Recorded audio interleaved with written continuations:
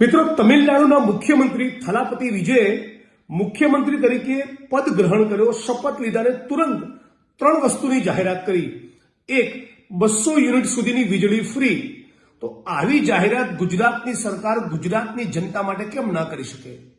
સવાલ નંબર 2, મુખ્યમંત્રી તમિલનાડુ થલાપતિ વિજયે બીજી પણ જાહેરાત કરી કે સ્પેશિયલ ટાસ્ક ફોર્સની રચના કરવામાં આવશે ડ્રગ્સના દૂષણને ખતમ કરવા.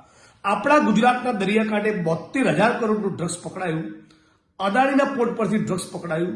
ટોટલ 1.5 લાખ કરોડની આસપાસનું ડ્રગ્સ પકડાયું. છતાં આ ડ્રગ્સનો ઓર્ડર કોણ કરે છે, આનો મુખ્ય સૂત્રધાર અને માફિયા કોણ છે, આની જાણકારી મેળવવા માટે રાજ્યની સરકાર ગુજરાતમાં શું ટાસ્ક ફોર્સની રચના ન કરી શકે?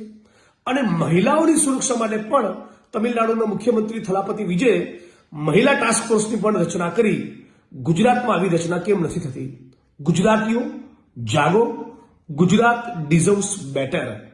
આ ભારતીય જનતા પાર્ટીનો કાટમાળ બહુ માથે લઈને ફર્યા. હવે આમાંથી મુક્ત બનો. આપણે ગુજરાતી તરીકે આપણે વધારે બેટર વસ્તુની લાયકાત ધરાવીએ છીએ, પાત્રતા ધરાવીએ છીએ. ગુજરાતમાં જબરદસ્ત પોટેન્શિયલ છે.